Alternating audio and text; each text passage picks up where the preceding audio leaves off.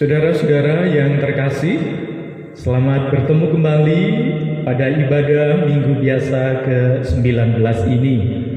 Hari ini kita akan bersama-sama mempelajari sebuah tema, mengapa takut? Beberapa ahli psikologi menyebutkan bahwa takut adalah salah satu dari emosi dasar manusia selain kebahagiaan, kesedihan, dan kemarahan. Takut adalah merasa gentar, ngeri menghadapi sesuatu yang dianggap akan mendatangkan bencana atau situasi kecemasan luar biasa akan sesuatu yang belum jelas. Mengutip dari indozone.id, memuat mengenal phasmophobia. Phasmophobia berasal dari bahasa Yunani phobos yang artinya rasa takut dan phasmose supranatural. Jadi phasmophobia adalah ketakutan mendalam pada sosok makhluk halus atau hantu. Lah, untuk mengatasi ini bisa dilakukan dengan beberapa cara. Yang pertama, bagaimana kita menekankan rasa percaya diri. Dimulai dari nasihat orang yang terdekat untuk memberikan pengaruh baik. Kemudian si penderita fobia ini harus meyakinkan diri sendiri. Yang kedua, terapi melalui relaksasi dan hipnoterapi. Relaksasi membantu penderita untuk lebih tenang dan bisa tidur dengan lebih lelap. Sementara hipnoterapi akan membantu penderita untuk melupakan hal-hal yang membuatnya takut, mulai dari memberian sugesti ke alam bawah sadar si penderita. Bapak, Ibu, dan saudara-saudara yang terkasih, melalui bacaan Matius 14 ayat 22 sampai 33, kita akan belajar mengapa orang merasa takut dan bagaimana mengatasi rasa takut. Setelah peristiwa Yesus memberi makan 5.000 orang banyak itu disuruh pergi.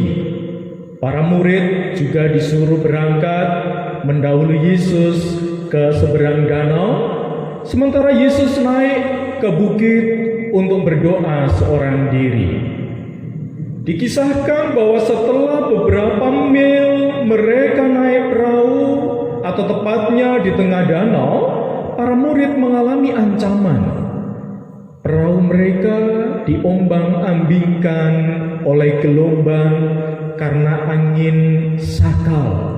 Angin sakal itu angin yang berlawanan dengan arah perahu. Peristiwa ini berjalan sangat lama, semalaman. Pastinya para murid lelah, harus berjuang dengan keadaan yang tidak pasti. Dalam situasi demikian, menjelang pagi jam 3, Yesus berjalan di atas air untuk menemui mereka. Mereka berteriak ketakutan karena mereka mengira bahwa Yesus adalah hantu. Yesus pun menegur mereka dengan berkata, "Jangan takut, ini aku." Yesus memberikan terapi, menasehati sebagai orang yang dekat dengan para murid, memberi pengaruh yang baik, menguatkan dan meyakinkan mereka supaya tidak mengalami kecemasan berlebihan. Petrus secara spontan meyakinkan diri, meminta izin agar dapat menjumpai Tuhan Yesus dengan berjalan di atas air. Yesus pun mengizinkan. Dengan penuh percaya diri dan pandangan terarah kepada Yesus, Petrus berjalan di atas air. Namun ketika ia merasakan tiupan angin semakin kencang, percaya dirinya hilang. Perhatiannya tidak lagi terfokus pada Tuhan Yesus, tetapi kepada angin yang menerpanya. Ia menjadi takut dan mulai tenggelam. Di tengah kondisi yang kritis inilah, Petrus kembali mengarahkan harapan kepada Yesus dan berkata, "Tuhan, tolonglah aku." Yesus pun segera menolong serta menegur dia, "Mengapa engkau bimbang? Petrus, engkau seharusnya lebih percaya lagi kepadaku." Akhirnya mereka naik ke atas perahu dan angin pun reda. Melihat itu semua, para murid menyembah Yesus sambil mengaku bahwa Yesus adalah Anak Allah. Dialah yang diutus oleh Allah, karena memang Dialah Allah. Bapak, Ibu, dan saudara-saudara yang terkasih di dalam Tuhan, melalui firman Tuhan hari ini, kita dapat memetik pelajaran yang pertama. Pengakuan percaya kepada Allah perlu dibuktikan dengan ketaatan. Manusia terkadang sulit untuk taat ketika berhadapan dengan bahaya, berhadapan dengan ketakutan. Manusia lebih mengandalkan pemikirannya sendiri. Sikap mengandalkan pikiran sendiri itulah yang sering berujung pada rasa khawatir, takut, dan kurang percaya kepada Tuhan. Kemudian yang kedua, tenanglah, percayalah, fokus pada Allah, bukan fokus pada masalah. Supaya kita dapat tenang, yakin, percaya diri, maka yakinkan diri bahwa Allah benar-benar ada bersama dengan kita dalam menghadapi setiap pergumulan. Lalu apa yang akan kita lakukan, saudara-saudara? Ada dua hal saya mengajak.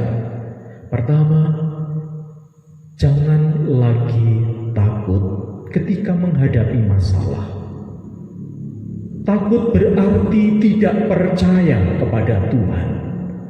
Tenangkan diri dan percayalah bahwa Tuhan ada bersama dengan kita dalam setiap perjalanan dan pergumulan. Sekali lagi, jangan mengandalkan pikiran dan kemampuan kita yang terbatas, tetapi mohonlah kekuatan dari Tuhan. Kemudian yang kedua, ketika melihat ada saudara kita yang sedang menghadapi masalah, datanglah kepada mereka. Kuatkan iman mereka. Nasihatilah dengan keyakinan bahwa Allah juga ada bersama dengannya. Selamat berjalan bersama dengan Tuhan. Tuhan memampukan kita. Amin.